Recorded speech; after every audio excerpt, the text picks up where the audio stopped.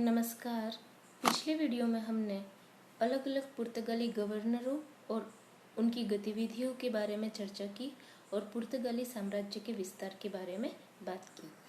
पुर्तगाली साम्राज्य को एस्तादो द इंडिया के नाम से जाना जाता था, जिसका मतलब था, यह पुर्तगाली भाषा में है और इसका मतलब होता है स्टेट इन इंडिया, यानी कि भारत में पुर्तगाली साम्राज्य। यहाँ पर हम जो मैप देख पा रहे हैं उसमें हम अलग अलग पुर्तगाली सेटलमेंट्स को या बस्तियों को देख पा रहे हैं। जैसे कि कुछ प्रमुख सेटलमेंट्स को हम देख लेते हैं। दीव जैसा कि एक बहुत ही प्रमुख सेटलमेंट था जिसके बारे में हमने बात की थी पिछले वीडियो में, और बसीन जो है वो भी एक बहुत ही महत्वपूर्ण सेटलमेंट था। चोल का युद्ध जहाँ पे हुआ था वो भी इनका एक महत्वपूर्ण सेटलमेंट था। दमन पर भी पुर्तगालियों ने अधिकार स्थापित किया था। गोवा तो इनका मेन हेडक्वार्टर था ही खैर। इसके अलावा कोचिन जो इनकी पहली फैक्ट्री थी, हुगली बंगाल में जहाँ पर भी इन्होंने अपनी बस्ती जो है वो स्थापित की थी। कालीकट जहाँ पे सबसे पहले इन्होंने लैंड किया था, वास्को डी गामा ने लैंड किया था। तो इस तरीके से हम देखते हैं कि वेस्ट कोस्ट जो है उस पर पुर्तगालियों की बहुत सारी बस्तियां स्थापित हो चुकी थी। हालांकि ईस्ट कोस्ट पर भी उनकी कुछ बस्तियां थी जो कि हुगली तक जिनकी पहुंच थी। तो यहाँ पे हमने बात की पुर्तगाली साम्राज्य के विस्तार के बारे में। यह पुर्तगाली साम्राज्य एस्तादो द इंडिया के नाम से जाना जाता था। अब क्योंकि ये इतना बड़ा विशाल सामुद्रिक साम्राज्य था, तो इस वजह से, क्योंकि ये सिर्फ इंडिया के कोस्टल एरियाज यानी कि भारत के तटीय भागों तक ही सीमित नहीं था, बल्कि क्योंकि इनका हरमुज पर, मलक्का पर, मोजाम्बिक पर भी नियंत्रण था, तो इस कारण से इनकी बस्तियां अफ्रीका में भी थी, भारत में भी थी और दक्षिणी पूर्वी एशिया में भी थी। तो इतने विशाल पुर्तगाली सामुद्रिक साम्राज्य की देखरेख के लिए अलग अलग 3 केंद्र बनाए गए थे। सबसे पहला केंद्र बनाया गया था मोजाम्बिक में, जो कि अफ्रीकी बस्तियों पर नियंत्रण स्थापित करने के लिए बनाया गया था। दूसरा केंद्र बनाया गया था भारत में गोवा में, जो कि भारत और फारस की खाड़ी की बस्तियों पर नियंत्रण के लिए बनाया गया था। और तीसरा केंद्र बनाया गया था मलक्का में, जो कि दक्षिणी पूर्वी एशिया की बस्तियों पर नियंत्रण के लिए बनाया गया था। और प्रत्येक केंद्र पर एक अलग अलग गवर्नर की नियुक्ति की जाती थी। यहाँ हम मैप में देखते हैं कि किस तरीके से इनका विशाल साम्राज्य जो है वो स्थापित था। अगर हम यह देखने की कोशिश करें इनके साम्राज्य के विस्तार को, तो जैसा हमने कहा कि इनका एक सेंटर जो था वो कहाँ पर था, मोजाम्बिक में था, जो कि अफ्रीका में स्थित है, जो अफ्रीकी बस्तियों पर नियंत्रण के लिए स्थापित किया गया था। एक सेंटर इनका स्थापित किया गया था गोवा में, जो न सिर्फ भारत बल्कि फारस की खाड़ी पर इनके जो बस्तियां थी उन पर भी नियंत्रण स्थापित करने के लिए था यह केंद्र। और एक स्थापित किया गया था यहाँ मलक्का में। मलक्का जो कि हमने देखा इंडोनेशिया वाले पार्ट में स्थित है, यानी कि दक्षिणी पूर्वी एशियाई बस्तियां जो पुर्तगालियों की थी उन पर नियंत्रण के लिए ये सारे केंद्र जो है वो स्थापित किए गए थे। अब हम बात करते हैं कि इतना अगर विशाल साम्राज्य पुर्तगालियों ने स्थापित किया था तो किस आधार पर किया था। सामुद्रिक साम्राज्य है तो ऑब्वियसली नेवी की बात होगी, नेवल सुपीरियोरिटी की बात होगी, यानी कि इनकी श्रेष्ठ नौसेना की बात। इन्होंने अपनी श्रेष्ठ नौसेना के कारण कुछ अलग तरीके के सिस्टम्स जो है वो डेवलप किए थे। इन सिस्टम्स की अगर हम बात करते हैं तो एक सिस्टम जो है उसका नाम है फिटोरियास।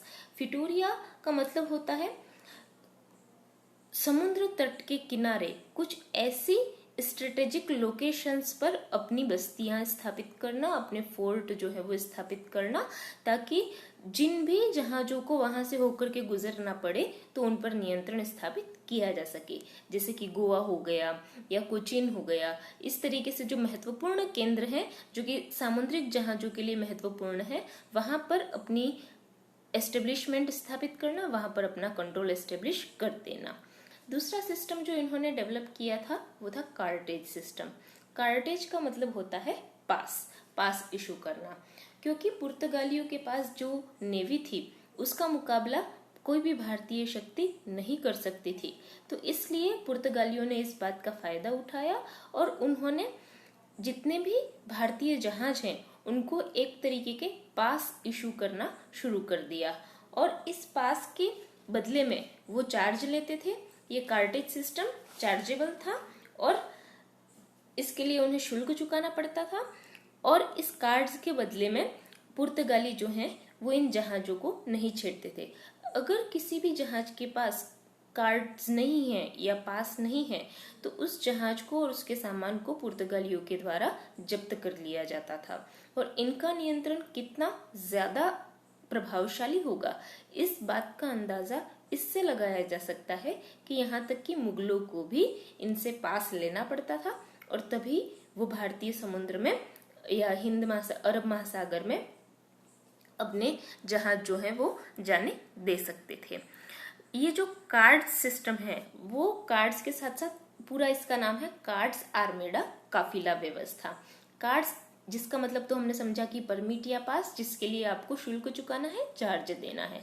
आर्मेडा थी, नौसेना को आर्मेडा कहा जाता था और काफिला यानी कि कोई भी अगर स्थानीय व्यापारी का जहाज है तो उसकी रक्षा के लिए एक पुर्तगाली जहाजों का काफिला उसके साथ साथ चलता था, जिसके दो प्रमुख उद्देश्य थे। पहला तो स्थानीय व्यापारियों के इन जहाजों की समुद्री डाकुओं से सुरक्षा करना और दूसरा और उससे भी बड़ा उद्देश्य यह निश्चित करना था कि कोई भी जहाज जो है वो पुर्तगाली व्यवस्था के बाहर जाकर के व्यापार नहीं करे। तो इस कार्ड्स आर्मेडा काफिला व्यवस्था के माध्यम से पुर्तगालियों ने पूर्ण रूप से अरब सागर पर अपना नियंत्रण स्थापित कर लिया था और 16वीं शताब्दी में पुर्तगाली सागर के नाम से इवन अरब सागर जो है वो जाने लगा था।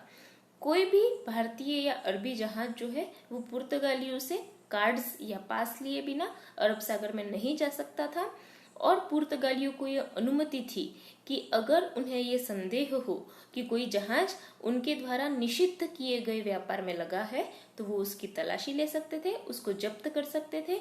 और निषिद्ध किया गया व्यापार था मेनली काली मिर्च और गोला बारूद का, क्योंकि सिर्फ पुर्तगालियों को काली मिर्च और गोला बारूद ले जाने की अनुमति थी, भारतीय और अरबी जहाजों को काली मिर्च और गोला बारूद ले जाने की अनुमति नहीं थी। तो ये हमने बात की पुर्तगालियों के सामुद्रिक नियंत्रण के तरीकों के बारे में और किस तरीके से उन्होंने इतना प्रभावशाली नियंत्रण जो है वो स्थापित किया। लेकिन पुर्तगालियों का ये जो साम्राज्य है वो, जैसा कि हमने पिछले वीडियो में भी कहा कि यूरोपीय शक्तियों के अन्य यूरोपीय शक्तियों के आगमन के साथ साथ पुर्तगालियों का यह नियंत्रण ढीला पड़ता गया और उन्हें जो प्रतिस्पर्धा का सामना करना पड़ा उसके आगे वो नहीं टिक पाए। तो क्या ऐसे कारण रहे जिन्होंने पुर्तगालियों के पतन में योगदान दिया, उसके बारे में हम अगले वीडियो में चर्चा करेंगे। अभी के लिए इतना ही, धन्यवाद।